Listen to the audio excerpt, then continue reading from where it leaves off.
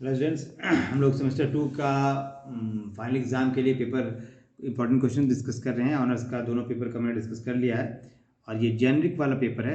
Generic वाले paper में हमने कोशिश किया है कि मैक्सिमम क्वेश्चंस इसमें ऐसे रहें जो कि मोस्ट प्रोबेबल क्वेश्चन है। फिर भी चूँकि सिलेबस मैंने आपको कंप्लीट करवाया है, इसलिए आप पूरे सिलेबस पे ध्यान देंगे और लास्ट मोमेंट पे ये प्रोविजंस करेंगे। और दूसरी बात कि ये 2 पार्ट में मैंने रखा है। ये आपका long answer question, long answer question, long answer मतलब long type answer question, long answer, ठीक है। और एक शॉर्ट आंसर टाइप क्वेश्चन से। तो आप ऐसा टॉपिक देखिए, मैं पिछले 2 वीडियो में भी यही बोला था मैंने कि आप जो टॉपिक में बता रहा हूँ उस टॉपिक पे ध्यान दीजिए। उस टॉपिक को आप ऐसे करिए, चाहे मैं शॉर्ट में बता रहा हूँ, शॉर्ट क्वेश्चन में बता रहा हूँ या लॉन्ग क्वेश्चन में। अगर क्वेश्चन फ्लिप करता है, शॉर्ट वाला अगर कुछ ऐड करके लॉन्ग में आ जाए, लॉन्ग वाला कुछ कट करके शॉर्ट में आ जाए, तो आप उसको आंसर करने में सक्षम हैं। तो चलिए हम स्टार्ट करते हैं। Discuss the propagation of electromagnetic wave in an isotropic dielectric और वैक्यूम। दोनों ही के हिसाब कर लेंगे, दोनों में बहुत ज़्यादा का अंतर नहीं है। मैंने आपको बताया था क्या अंतर है, बेसिक से एक से। जहाँ वैक्यूम में एप्सिलॉन नॉट होगा, वहाँ आइसोट्रोपिक डाइलेक्ट्रिक में आपका एप्सिलॉन यूज़ करेंगे। थोड़ा सा डिफरेंस है, बाकी सारा वही डिफरेंस को अगर आप समझते हैं तो चीज़ें आप कर लेंगे दोनों एक साथ। एक करेंगे दूसरा हो जाएगा। और उसी में explain the transverse nature of electromagnetic wave, ठीक है। ये आपका एक क्वेश्चन है। दूसरा question Poynting vector Poynting theorem से। इसका शॉर्ट क्वेश्चन भी आ सकता है अगर फुल क्वेश्चन नहीं आया तो। What do you mean by Poynting vector? Deduce Poynting theorem for the flow of energy in electromagnetic wave. और इस टॉपिक अगर आप फुल करते हैं तो आपको ऑब्जेक्टिव भी आएगा, तो ऑब्जेक्टिव भी आप सॉल्व कर सकते हैं। इसलिए टॉपिक हमेशा कह रहा हूँ, शॉर्ट में लिखूँ लॉन्ग में लिखूँ, वो टॉपिक पकड़िए, टॉपिक को अच्छे से जितना पढ़ाया गया कंप्लीट कीजिए, ताकि आपका ऑब्जेक्टिव भी बन जाए, शॉर्ट क्वेश्चन भी बन जाए, लॉन्ग क्वेश्चन भी बन जाए। ये हो गए। थर्ड क्वेश्चन में Faraday's law. Discuss Faraday's law of electromagnetic induction along with the lenses law. Lenses law में भी चूंकि डायरेक्शन देता है इसमें ईएमएफ का या करंट का, इंड्यूस्ड ईएमएफ और करंट का, तो ये दोनों अच्छे से कर लेना है। और इसमें एप्लीकेशंस ढेर सारे जो हैं, म्यूचुअल इंडक्टेंस, सेल्फ इंडक्टेंस, वो भी आते हैं, वो भी मैंने क्वेश्चन रखा है। बट उसको अगर आप कर लेंगे डिफरेंट क्वाइल्स के लिए इंडक्टेंस निकालना, तो ज़्यादा अच्छा होगा। फिलहाल इतना तो कम से कम कर ही लेना है। फिर बायोट-सावर्ट लॉ। देखिए बायोट-सावर्ट लॉ जब भी आप करेंगे तो उसका जो एप्लीकेशन हमेशा 2-3 एप्लीकेशन आपके पास है हर एक थ्योरी का, हर एक लॉ का, तो आप वो सब कर लीजिए।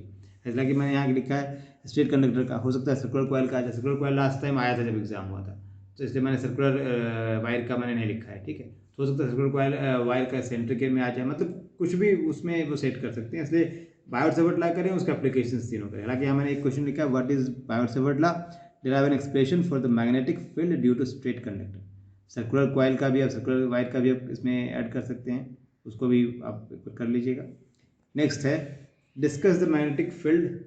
देखिए magnetic field induction, E M और एच के बीच रिलेशन निकालना है। यहाँ फिर जाई और म्यू जो ससेप्टिबिलिटी और परमेबिलिटी के बीच रिलेशन आप देख लीजिएगा, ठीक है। फिर एक है divergence and curl of magnetic field, ये भी मैंने बताया, discuss divergence and curl of magnetic field. और कई बार इसको कंपेयर करने के लिए आता है इलेक्ट्रिक फील्ड के डाइवर्जेंस और ग्रेडियंट से, वो भी ध्यान रखिए, वो भी आपका एक पार्ट बनता है क्वेश्चन का। सो एंड उसके बाद है what do you mean bye displacement current? Displacement current define करिए। और एम्पियर्स का मॉडिफिकेशन, एम्पियर्स लॉ का मैक्सवेल ने मॉडिफिकेशन कैसे किया था वो आपको दिखाना है। ऑब्टेन द मैक्सवेल से modification in Ampere's law. Basically इसमें क्वेश्चन बहुत तरीके से पूछ सकते हैं कि मैक्सवेल लॉ को लिखिए, उसका फिजिकल सिग्निफिकेंस बताइए, या सब कुछ, या जब मैक्सवेल लॉ लिखते हैं आप तो उसमें ऑटोमेटिक ये आता ही है, ठीक है। Right and derive and explain the Maxwell's law in electromagnetism, तो उसमें ऑटोमेटिक आ जाएगा, ठीक है। बट ये मैंने अलग से कहा लिखा है, इस तरीके से लिखा है क्योंकि वो पिछले बार क्वेश्चन आया है मैक्सवेल्स लॉ, इसलिए आप उसको जब ये करेंगे मैक्सवेल्स क्वेश्चन सारा करेंगे तो क्वेश्चन चाहे जैसे भी फ्रेम होगा आप उसको आंसर करने में एबल होंगे। अब हम एक क्वेश्चन नंबर 8 जो हमारा होगा वो कह रहा है derive an expression for the energy stored पर unit volume in magnetic field. Magnetic field में एनर्जी स्टोर का एक्सप्रेशन जो होता है वो आप निकालिए। उस कई बार एक्सप्रेशन दे के पूछेगा, कई बार एक्सप्रेशन बोलेगा कि निकालिए। तो मैग्नेटिक फील्ड में जो energy stored, expression for the energy stored पर unit volume of magnetic field, और सेम काम इलेक्ट्रिक फील्ड वाले में भी कर सकते हैं, ठीक है। तो ये हमारा हो गया लॉन्ग क्वेश्चन था। अब हम आ जाते हैं शॉर्ट क्वेश्चन, ठीक है। तो शॉर्ट क्वेश्चन में देखिए, शॉर्ट क्वेश्चन में क्या है, एम्पियर्स लॉ।